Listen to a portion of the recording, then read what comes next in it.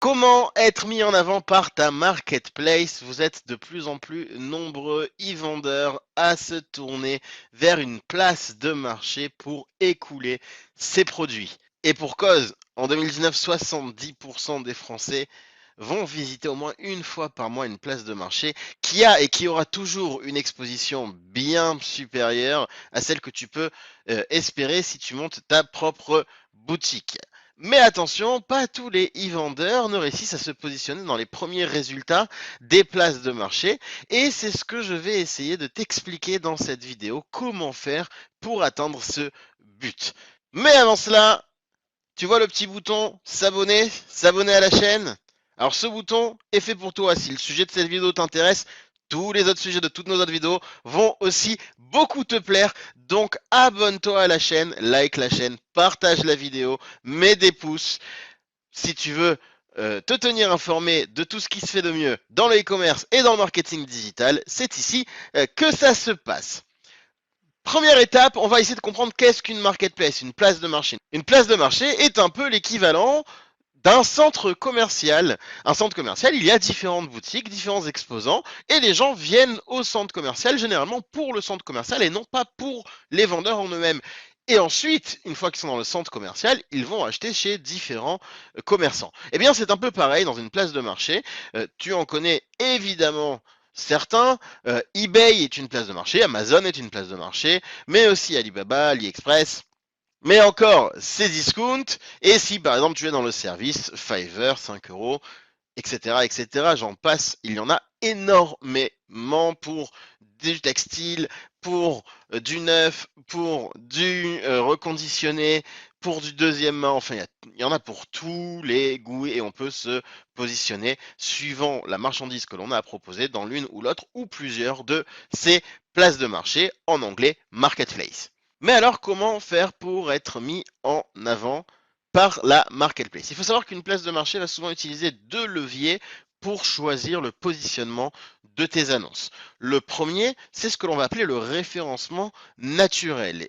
Chaque marketplace a ses bonnes pratiques, ses règles propres. C'est des pratiques qui sont édictées par la marketplace elle-même.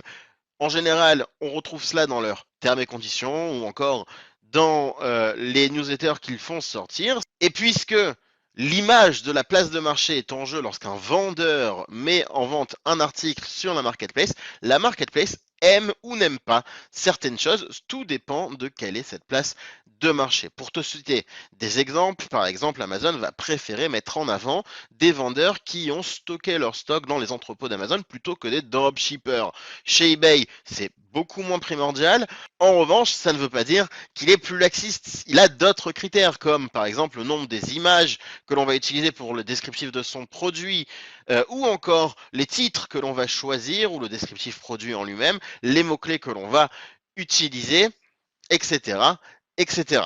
Dans quasiment toutes les marketplaces, la notation des clients, le retour client, les étoiles que les clients mettent aux vendeurs est aussi un critère essentiel pour savoir si le vendeur est un bon vendeur.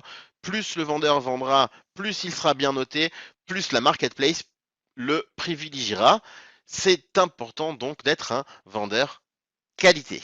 Cela ressemble d'ailleurs beaucoup aux réseaux sociaux où la preuve sociale, les likes, les s'abonner à la chaîne, eh bien, font un peu tout. Eh bien là, c'est pareil, on va rechercher cette légitimité parce que nos clients vont nous faire un bon retour. Parmi les autres critères, il y a des marketplaces qui vont privilégier des catégories d'articles ou de services. Et là, encore une fois, il va falloir que tu choisisses ce qui convient le mieux à la marketplace et que tu proposes le bon article sur la bonne marketplace. Deuxième possibilité pour une marketplace de te référencer correctement, c'est en lui achetant un emplacement, c'est-à-dire quand généralement on mettra une enchère, c'est souvent une enchère, sur un article en lui disant donc, si tu me mets cet article en première position, je suis prêt à te payer plus.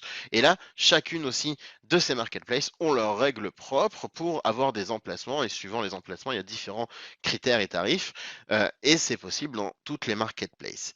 Tu l'auras compris, vendre sur une place de marché peut être extrêmement rentable.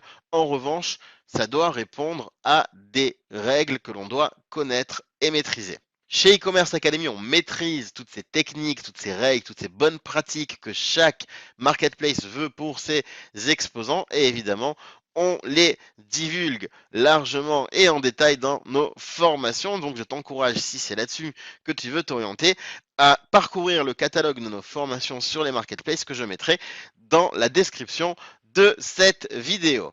J'espère que cette petite vidéo t'aura éclairé sur l'importance des marketplaces et sur comment gagner des avantages concurrentiels si tu veux vendre sur l'une d'entre elles. Je te souhaite beaucoup de réussite et je te dis à très bientôt. Mais avant, je te rappelle de t'abonner à notre chaîne et de liker la vidéo, de nous suivre si tu veux toujours plus d'astuces et plus de conseils. À bientôt!